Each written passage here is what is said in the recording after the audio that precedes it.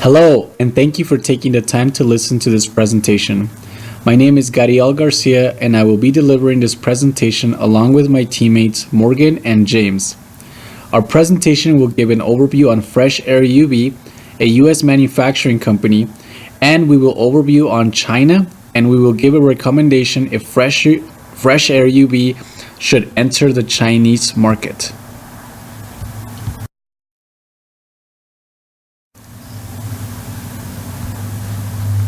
FreshAireUV is a manufacturing company that manufactures UV light air purifiers in Jupiter, Florida. They opened for business in 1988 and they currently employ about 100 to 120 full-time employees. They typically revenue about $100 million per year and only have sales and manufacturing operations in the US. FreshAireUV manufactures UV light air purifiers. What is a UV light air purifier? Well, it is light that kills airborne and surface microbial life. The technology is on the basis of shining UV light at the desired treatment area at a light frequency of 254 nanometers. Scientists have proven that light at certain frequencies can prevent microbial life from reproducing. The UV light helps clean air by killing pet odors, tobacco smoke, viruses, germs, odors, chemicals, and much more. The UV light is typically installed in the airstream of the HVAC system, as we've seen in these two images. FreshAireUV lights have a wide range of applications and are installed in different types of systems. The main uses for these systems would be applications like coil disinfection, airborne disinfection, removing odors, small HVAC systems, and ice machines. Coil disinfection is an important one because it helps prevent mold and bacteria buildup from growing in HVAC coils. Airborne disinfection would be an application that would help remove airborne type bacteria such as germs and potential chemicals. Removing odors and volatile organic compounds is another key application for UV lights. Some of these applications could be for people that live next to strong odor facilities like animal farms or even for those that smoke tobacco. Small HVAC systems is a great application as many hotels or small homes use these kinds of HVAC systems. UV light is widely used in ice machines. If we think about it, we need to kill the bacteria in large ice machines. We wouldn't want any diseases getting into drinking waters. FreshAireUV makes a wide range of products for both the residential and commercial applications. All of the products are UV lights. The difference between them is the shapes and the sizes to fit into different types of systems. Some of the products they have are APCO rack systems, airborne duct systems, environmental surface disinfection, tight fit kit, purity, and mini splits. The APCO rack system is a UV light that is mounted on a coil rack system and are mainly used for mold prevention. Then we have the standard UV system that have an L-shaped mounting and are water resistant. This product is great for several applications such as mounting directly in commercial HVAC systems. We also have the airborne duct systems. These are basic UV lights that are meant to be mounted directly in ducting systems. Environmental surface disinfection product are UV lights that would appear to be like regular lights mounted overhead in a room or over a surface. They are meant to kill microorganisms in surfaces. Some of the applications for this product would be surgery operating rooms and meat food processing plants. The tight fit kit is a smaller UV light that is perfect kit to incorporate into those smaller applications where the normal UV lights would not fit. There is also purity. This is a product that is meant for a whole house system. This is a great product that would be used to purify an entire home airstream. The mini split is a UV light that is meant for mini split systems. The mini split systems are widely used in hotels and homes in other countries. In this slide, we will discuss a bit of the history of FreshAireUV. Fresh Air UV has an early start that dates back to 1988. The original company is Tritomic Environmental, and they were originally manufacturing ozone generators and indoor air quality products. Fresh Air UV is a division of Tritomic Environmental Company focusing on the air quality side of the business. Fresh Air UV did not begin manufacturing UV light systems until the year 2001. In the year 2003, Fresh Air UV started getting ahead of the competition by becoming more innovative. They released the revolutionary patent of the duct-mounted pulsed UV air treatment. Now the customers can mount the UV lights directly in the duct systems. This would give customers more flexibility and will increase company's brand and revenues. The very next year, in 2004, Fresh Air UV released the Fresh Air UV filter combined with the 2-inch reactive filter media with UV light. This was a huge innovation because customers now can use standard filters with UV light. 2 years later, in 2006, Fresh Air UV released Blue Tube UV. This was a great product for HVAC contractors to install the UV lights in applications with low voltage. This was a huge milestone because most homes only have lower voltage available. This means that now the contractors could easily install UV lights without the need of expensive transformers. Fresh Air UV not only delivered a better product, but also saved costs to customers. Fresh Air UV continues to be an innovative company by doing speeches and writing publications in air quality journals. In this slide, we will discuss the purpose of internalization. For this presentation, we will discuss internalization specifically to the Chinese market. When a company decides to become global, there are many reasons of why they decide to do it. Some of those reasons could be developing products for other markets, current market stagnation in the USA, market expansion to generate higher company revenues, and looking at current problems the company can solve in other countries where there is high demand. In the example of Fresh Air UV and China, we see that Fresh Air UV air purifier would be a great product for the largely contaminated environment in China, and the surface clean room would be ideal for hospitals that would require surface cleanliness. China is one of the world's ancient civilizations. Since early China, dynasties have been the dominating force, with one singular emperor reigning. After the dynasties began, the country transitioned from a slave society to a feudal society. The revolution of 1911 ended the dynastical era when the final dynasty lost power. The falling of the monarch led to the Republic of China, which was quickly compromised by the northern warlords, who once again began a tyrannical rule. In 1949, the People's Republic of China was born. The Chinese Communist Party has helped the country enter an era of stability. The official political party of China is the Chinese Communist Party, or CCP. There are 8 smaller political parties that are recognized. However, these are also controlled by the CCP. China has 3 branches of government. The executive branch consists of a president and vice president, both of whom serve 5-year terms. The legislative branch is comprised of a Congress who are selected by municipal, regional, and provincial People's Congress. The judicial branch is comprised of a Supreme Court with 340 judges, organized into a civil committee. Since his election in 2013, Xi Jinping, the president, has gone on an anti-corruption campaign that has led to the arrest of thousands. However, corruption is still at the center of the negative business environment in China. A business is likely to face bribery, political interference, or facilitation payments when they're trying to access public services. China is one of the largest import-export countries. Manufacturing is its largest sector, and it makes and sells a diverse range of products, including metals, textiles, cement, chemicals, toys, and electronics.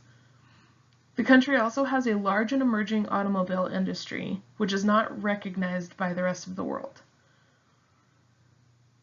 The country also has more computers per capita than any other country. However, most of these products are destined for export as Chinese people cannot afford them. The services industry is strong and growing, which is indicating that there is growing wealth per capita in China. The service industry is also helping to boost the Chinese tourism. Agriculture, the third sector, has more people employed than the services sector, despite the fact that the agriculture sector is much smaller than services.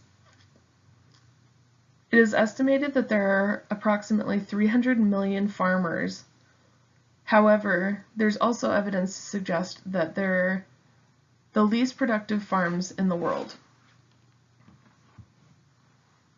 Lastly, officially and geographically, China has 4 regions. However, economically and now politically, the country is broken into 2 regions, the coastal and the interior. The current us versus them mentality is due to the fact that the majority of Chinese population lives on the interior, but the majority of money in China is made in the coastal region. This is causing an upset for the interior region. They would like more money brought to the interior so that the interior people don't have to go to the coastal region in order to make a living. China was able to soften the blow of the 2008 global economic crisis by increasing state-directed spending. Many feel that this move did not make China immune to the crisis. Rather, it postponed and potentially worsened the effects. China's outstanding debt and long-term economic growth are more evidence that a financial crisis is on the horizon, but there are many who doubt this, stating China is in a good economic position currently. We will see. China's economy is beginning to slow down after nearly 3 decades of consistent growth. China's economy grew 6.7% in the third quarter of this year. However, many economists were skeptical about this, and upon closer evaluation, it was discovered that the country is in a lending binge to maintain the small growth that there currently is, which is still the slowest in 25 years. In a strategic move, China has decided to start aligning itself with Russia. It's making efforts to become more economically involved with the country. While China is in a better economic state than Russia, these partnerships are giving China access to oil and raw materials on a consistent basis, which will help increase production and manufacturing. Among the problems in China, pollution is potentially the worst. China's pollution crisis is a result of nearly 10 years of rapid industrialization. This pollution is shortening life expectancy, which is not a surprise being as only 3 of 75 Chinese cities monitored by the government met standards for air quality last year. China is the leader in greenhouse gas emissions, having taken over the title from the United States in 2007. Alone, China produces 27% of all greenhouse gases. In 2013, Beijing experienced a severe onset of fog, which lasted long enough for citizens to name it the airpocalypse. As shown in the chart, the Chinese people are becoming more and more aware of the problems that pollution is affecting them with. As a result of that, the CCP is being very heavily scrutinized for poor living conditions and public discontent. China has experienced social unrest in the result of the growing climate change, which has caused a certain amount of strain on the Chinese Communist Party. Demonstrations have become extremely common, especially as citizens become more aware of the health risks. Many of these have been thanks to the growing use of social media. In the chart below are Hofstede's dimensions of China. To kind of go through these and indicate what China's society is like, we'll start with power distance, where China has a score of 80. This indicates that people with little power are very accepting and aware of the fact that other people have more power than them. Next, we have the individualism in China, which is scored at 20. The Chinese people prefer to work in groups and live in groups. They're very close to one another.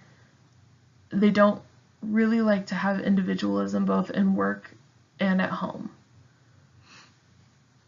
China is a very masculine society, which indicates that it is driven by achievement and success. And the uncertainty avoidance and long-term orientation we will talk about in the next slide. But indulgence in China is very low, which means that they don't purchase luxury items. They don't find luxury comforting. As we saw in the previous slide, China has an uncertainty avoidance rating of 30, which means that China is very adaptable to change and changes in their surrounding environment. This would indicate that China is hopefully accepting of new industries and new companies that come into China, especially since the Chinese Communist Party started making capitalism reforms to make owning a company that is not government related more accessible to the Chinese people. With the current knowledge of pollution and the demonstrations that have been happening in China, China will want to start planning for long-term pollution solutions. The long-term orientation for China is 87, which indicates that the country as a whole is very interested in long-term plans and knowing what they have in the future. This will most likely indicate that they want to not only make plans for the country as a whole and improving the current pollution, but also to protect themselves against the effects of pollution. The culture in China varies by region and ethnicity. As of 2010, the Chinese government officially recognizes 56 different ethnic groups. The largest of the ethnic groups is the Hans, with an approximate population of 900 million people. Chinese culture is significant because the individuals within a community will create their own. The Chinese Communist Party is officially atheist, though they are becoming more welcoming of other religions, and according to World Factbook, officially they recognize 5 religions within the country. The 5 legalized religions are Buddhism, Taoism, Islam, Catholicism, and Protestantism. All other religions are considered illegal despite the constitution stating that the Chinese people are afforded freedom of religion. There are 7 primary languages in China, each with their own variations. Mandarin is spoken by a majority of people, approximately 71%. Wu is the second most popular, spoken by about 8% of the population, and the remaining 5 languages are spoken by less than 5% of the population. The official language named by the Chinese Communist Party is Putonghua, a type of Mandarin that is spoken in Beijing. Chinese would be more accurately described as a family of languages rather than a singular language. In China, we have 3 different types of firms. First is the state-owned enterprise. that operates for the benefit of the country of China. These are owned and operated by the Chinese government and exist in all industries throughout the country. They even are one of the largest auto manufacturers in China. The second type is Chinese-owned private companies who are still influenced heavily by the government and receive the benefit of the government's backing, so long as they operate within the confines of the government's limitations, such as restricting information to the people based on what suits the government's need for controlling that information. Then the third one is foreign, and in this case U.S. owned, such as FreshAireUV, which these firms are typically disadvantaged due to the government control of information as well as their own interest in making money for the country. But they do have advantages. They're viewed positively by the population as transparent and straightforward organizations, and that gives them an advantage for motivation factors for the population. Motivating employees in China is just as important as doing so in the U.S. In researching this topic, we came across a study of chemical fiber plant employees, and the study aimed to test the Herzberg two-factor theory, which includes hygiene and motivator. Hygiene issues prevent dissatisfaction in the workplace, which is main reasons why an employee leaves is they're dissatisfied. Motivators allow that employee to feel satisfied with their job once the hygiene factors are met. So in their study, which did prove the two-factor theory to apply in China, good image of the enterprise ranked has the highest hygiene factor, even above good compensation and the workplaces close to the workers' residence. Other ones were high job security and work-life balance. And once those were achieved, Chinese workers listed as their motivators that the work itself, opportunities to use skills and abilities, and professional development. What does this tell us is that Chinese workers are happy to do the job. They're not looking for things that you would find in the American workplaces, making decisions. They want to just do their job, and that satisfies them.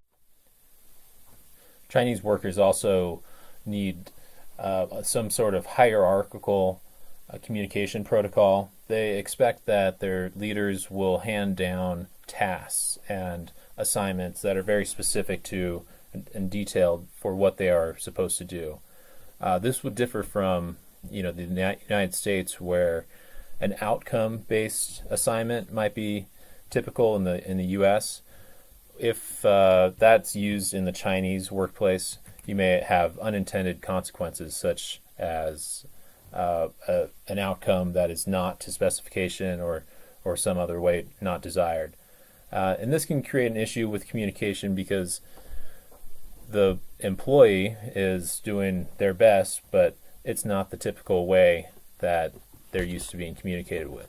So a very task-based,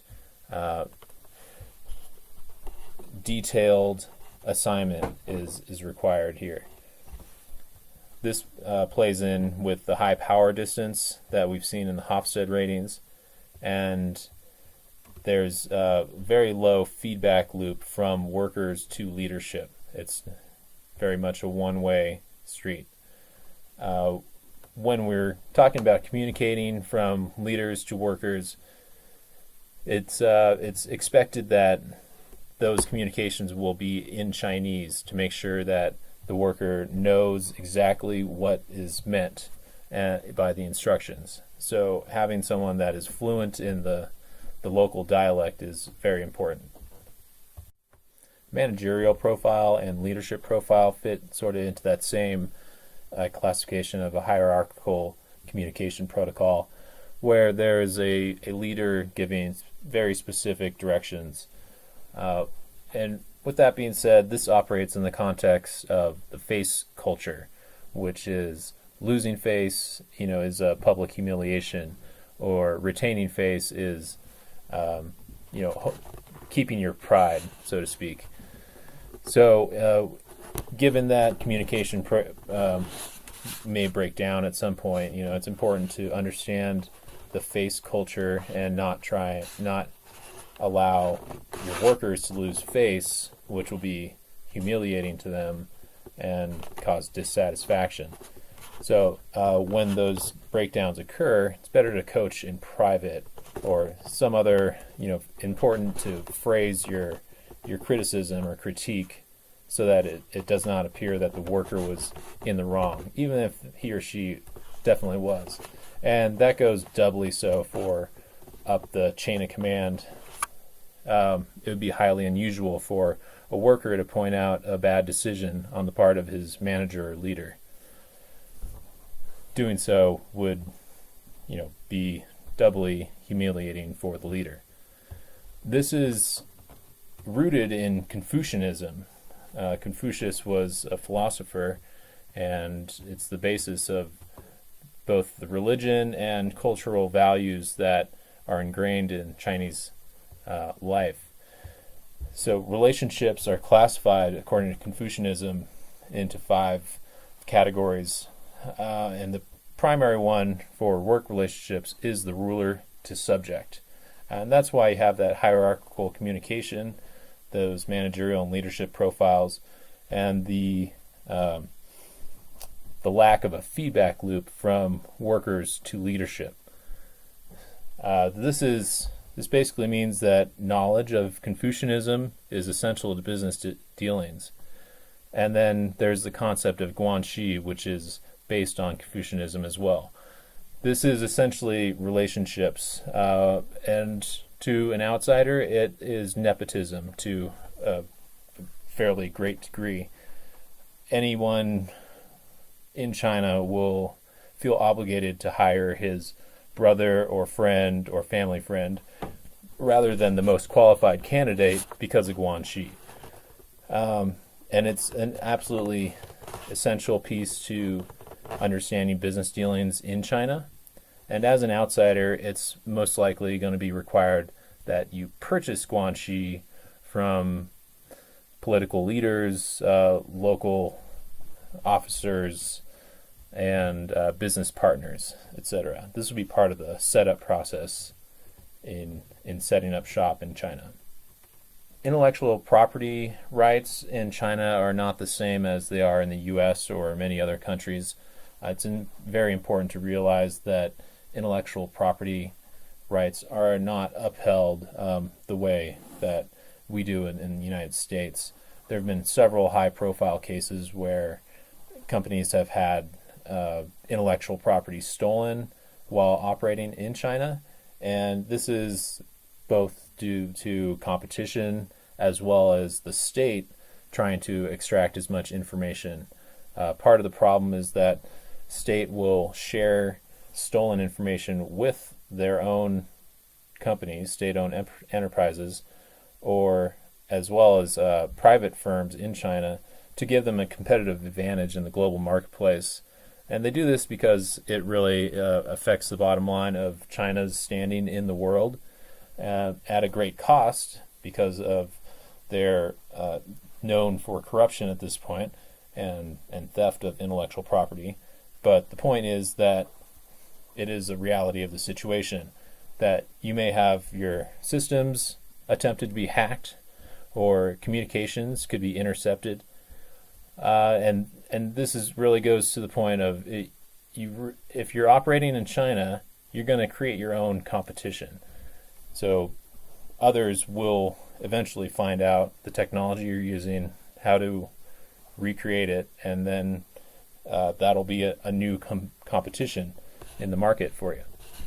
So what they say is news outlets and experts in China only produce in China or only go to China if you have a black box. If you can create your product in an unhackable box, essentially. If you're doing manufacturing, this might be fully compartmentalized productions where workers don't understand the whole process. They're only creating small components. and then final assembly is in a restricted access area. But so every company should be aware that internet monitoring is active, use the highest encryption available, and maintain restricted physical access to computers as well as any manufacturing equipment. In looking at costs of the expansion into China for FreshAireUV, there's one-time costs and ongoing costs associated with operating in the country. First, we're going to establish operations there, and that's going to take some time and resources to simply set up shop in China. These one-time costs will include the guanxi that we discussed, that's establishing relationships with political officers, local companies, and just in general setting up shop, attaining permits and such. Then there's going to be the ongoing cost of staffing within China. Since FreshAireUV has a different business model, where contractors are installers, receive the product and sell it essentially to the end consumer, it really reduces the amount of overhead of operating in another country. Production is forecasted to remain within the United States, but this is going to add a cost of shipping and some supply chain complications to Chinese operations.